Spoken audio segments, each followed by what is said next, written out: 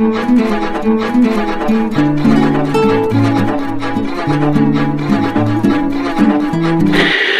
में जब 10 नवंबर 2025 को बम विस्फोट हुआ था, उसमें अल फलाह मुस्लिम सोसाइटी का नाम सामने आया था। इस संस्था का साफ तौर पर छत्तीसगढ़ के भिलाई से कनेक्शन होना पाया गया। ग्राउंड जीरो पर जाकर मैंने इस बम विस्फोट के करीब साल भर पहले इस अल फलाह मुस्लिम सोसाइटी के बारे में रिपोर्टिंग की थी और ग्राउंड जीरो से जाकर ये बताने की कोशिश की थी ये संदिग्ध आचरण वाले लोग कहां से आए हैं, किस तरह से एक मराठी परिवार को कन्वर्टेड कर मुस्लिम बनाया गया, उसके बाद यहाँ मदरसा भी बनाया गया, मस्जिद भी बनाई गई और संदिग्ध आचरण वाले लोगों को बसाया भी गया।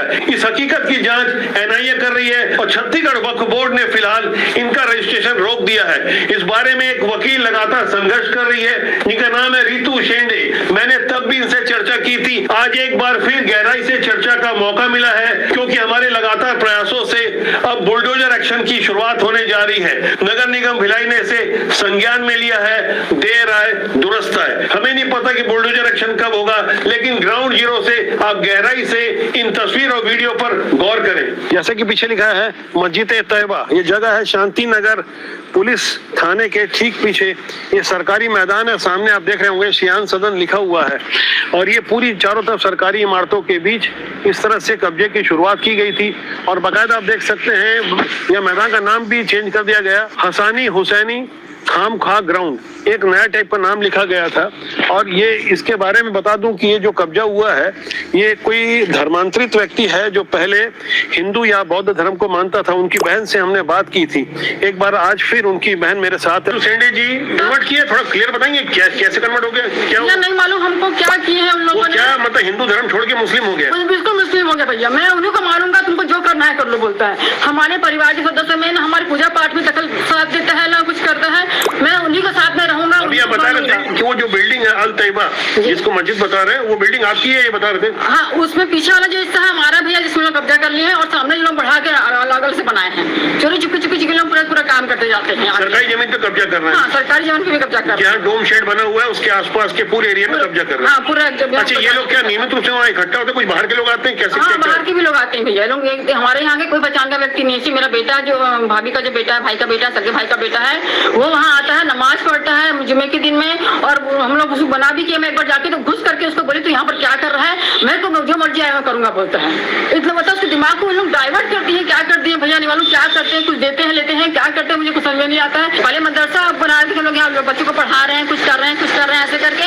उसका धीरे धीरे मस्जिद, हम बोले ये क्या कर रहे हो आप लोग, हम अब तो यहाँ पर मस्जिद बन गई, आपको जो करना है कर लो, ऐसे बोलते हैं भैया लोग। ये है अवैध कब्जे में बनाई हुई मस्जिद अल तैयबा और इसके बगल में ठीक आप देख सकते हैं कि इस तरह से एक सरकारी जमीन को घेरने की कोशिश की गई थी। बाकायदा मदरसा भी बनाया गया है जिसका नाम रखा गया है मौला अली मुश्किल कुशा।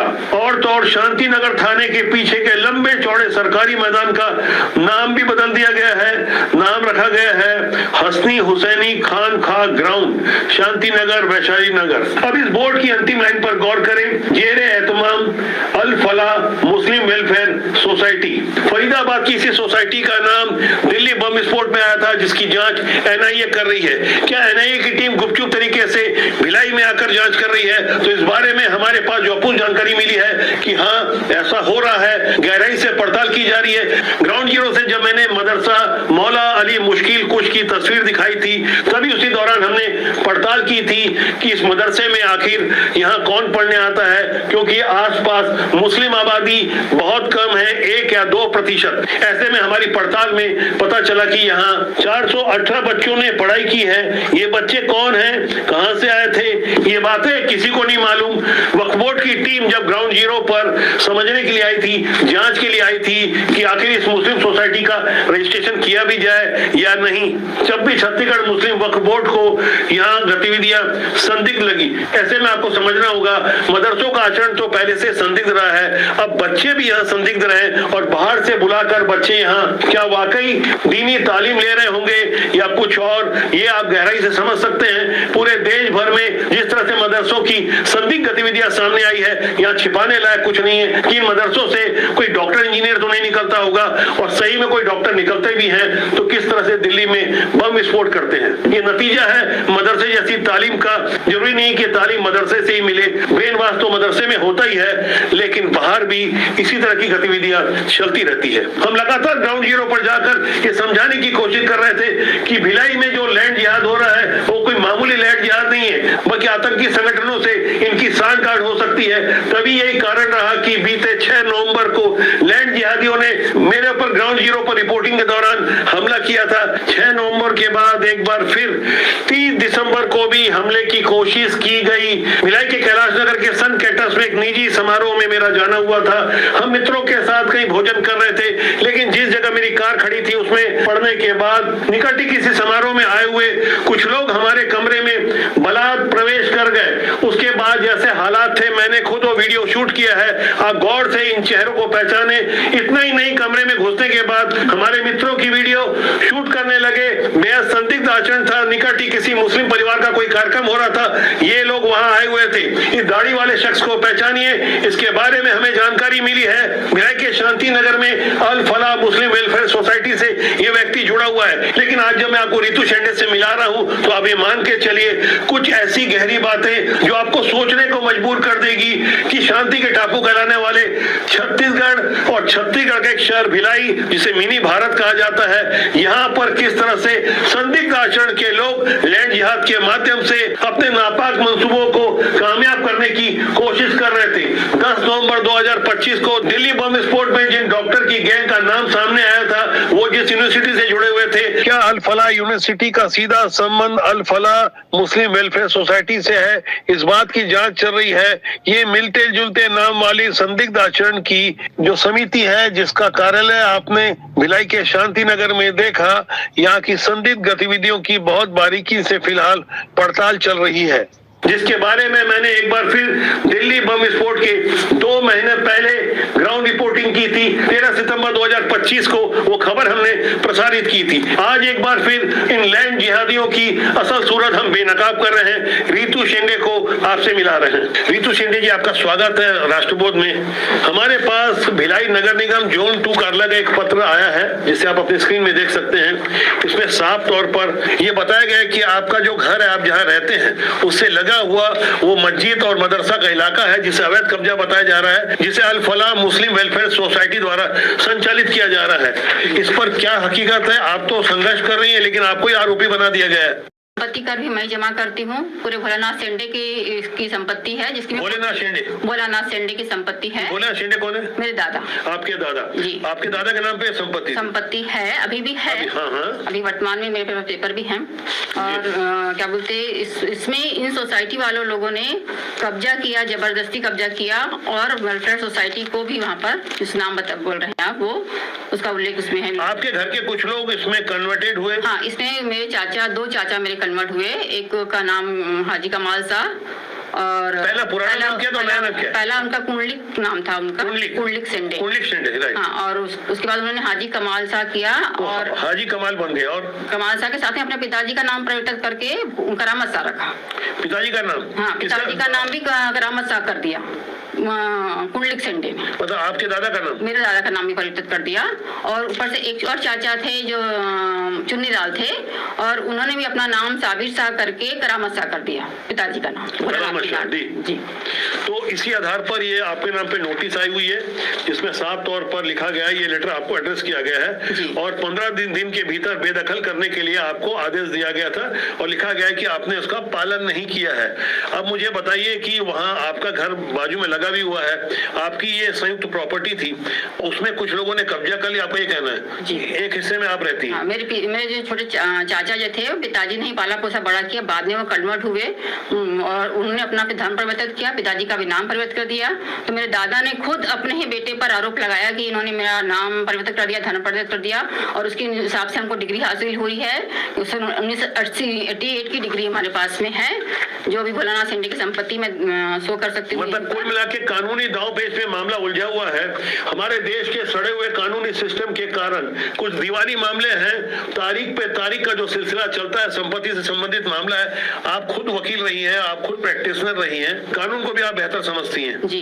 तो आप मुझे एक बात बताइए स्पष्ट रूप से, जब हम ग्राउंड जीरो पे गए थे तो हमने मदरसा उसके आसपास देखा कि बाकायदा एयर कंडीशन होगा लगा हुआ है, भले ही वो कोई पक्का छत ना हो, लेकिन कुछ संदिग्ध आचरण के लोग आते जाते रहे। इस बारे में मुझे बताइए कि क्या हकीकत, आप तो वहाँ दिन रात रहती, 24 घंटा रहती है वहाँ? पीछे हमारा पैतृक संपत्ति का घर है जहाँ पर मैं रह रही हूँ, मेरे पिताजी ने खुद बनाया है। तो गतिविधियाँ बहुत संदिग्ध है, वहाँ पे बाहर से भी लोग आते हैं और मुझे तो लगता है जिहादी मानसिकता के लोग हैं, आतंकवादी लोग के भी मेरे को ऐसा लगता है कि वो बाहर से आ रहे हैं। मतलब मैं ऐसे 2-3 बार उनको वॉच करी हूँ तो 4-5 गाड़ी में बाहर से लोग आए हैं और जो पोशाकें होती है उनकी पूरे ऊपर से लेकर नीचे तक का पूरा से कवर जो रहता है ना, कपड़ा पूरा वैसा कपड़ा कवर रहता है और यहाँ पर से वो बंधा हुआ है, यहाँ से पट्टी जैसे लोग बांधते हैं, मतलब वो कई बाहर से लोग आते हैं और मैंने को देखा भी है 2-3 बार वहाँ पर आते हुए। ऐसी वेशभूषा आमतौर पे आप भिलाई में हम नहीं देखते हैं कभी। ये जो मस्जिद अल तैयबा का जो आप क्षेत्र देख रहे होंगे, बाजू में मैं अब आपको आपकी स्क्रीन में एक और भाग दिखा रहा हूँ जहाँ पर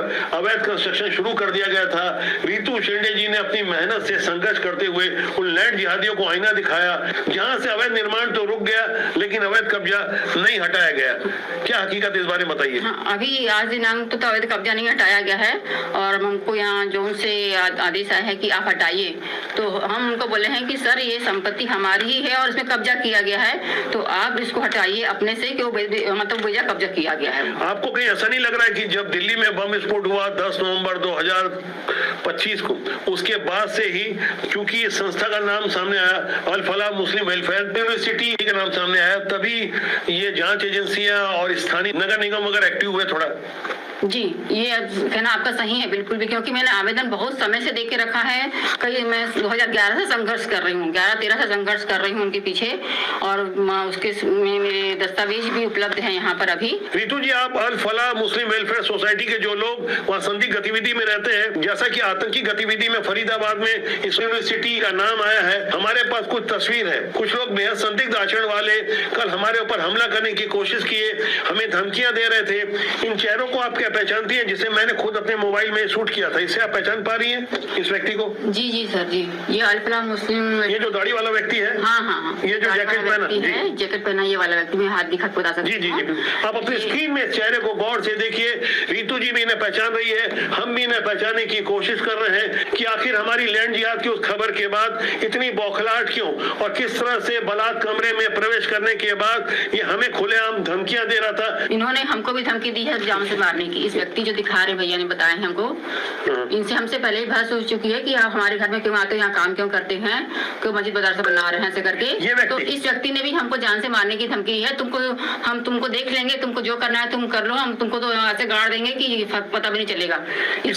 हमको भी जान की धमकी दी है। इसके खिलाफ केस भी हमने। आप ऐसे में समझ सकते हैं कि खुलेआम एक पत्रकार को उसके निजी कार्यक्रम में जाकर धमकी देने के अलावा रितु शेंडे भी इनकी शिकार है। इन चेहरों को आप गौर से देखिए, इनके विरुद्ध कड़ी कानूनी कार्रवाई होनी चाहिए।